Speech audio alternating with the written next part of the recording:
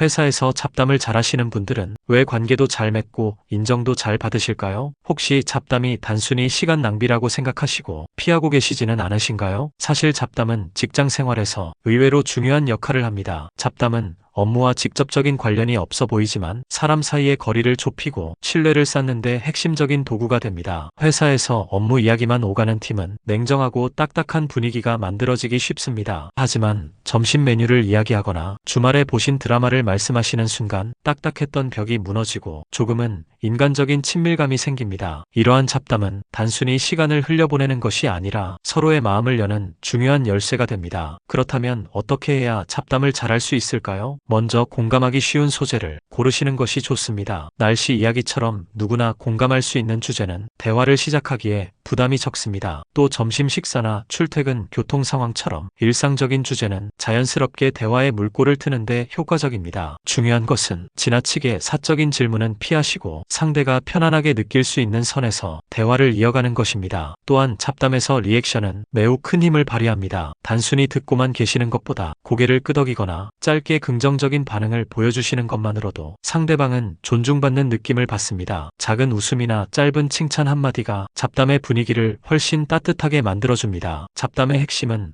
관계 강화에 있습니다. 예를 들어 동료가 주말에 영화를 볼 계획이라고 이야기했다면 며칠 뒤에 지난번에 말씀하신 영화 재미있으셨나요? 라고 다시 꺼내는 것만으로도 상대는 세심함과 관심을 느낍니다. 이렇게 이어지는 대화는 단순한 잡담을 넘어 신뢰를 쌓는 기회가 됩니다. 마지막으로 잡담은 업무와도 연결될 수 있습니다. 예를 들어 출퇴근 교통 이야기를 나누다가 자연스럽게 회의 시간을 조율할 수 있고 취미 이야기를 하다가 프로젝트 협업 아이디어로 이어질 수도 있습니다. 즉 잡담은 단순한 소통을 넘어 업무 효율성까지 높여줄 수 있는 다리 역할을 합니다. 여기에 한 가지 더 중요한 점은 잡담의 빈도와 타이밍입니다. 너무 잦은 잡담은 오히려 산만함을 줄 수 있고 중요한 회의 전이나 긴급한 상황에서는 불필요한 방해가 될 수 있습니다. 따라서 상황에 맞추어 짧고 간결하게 나누는 것이 효과적입니다. 특히 아침 인사 후 가볍게 나누는 잡담이나 점심시간 직후의 대화는 자연스럽고 부담이 적습니다. 또 잡담은 일방적인 대화가 아니라 상호 교환이어야 합니다. 자신만 이야기하는 것이 아니라 상대의 말을 경청하고 질문을 던지며 대화를 이어가야 진정한 의미의 친밀감이 형성됩니다. 예를 들어 상대가 주말에 등산을 다녀왔다고 한다면 그 산은 경치가 어떤가요? 등과 같은 질문으로 관심을 표현하면 됩니다. 이런 질문은 대화의 깊이를 더하면서도 부담스럽지 않게 이어갈 수 있습니다. 잡담은 또한 동료에 대한 배려와 존중을 담아야 합니다. 특정인의 약점을 드러내거나 뒷담화로 흘러가는 순간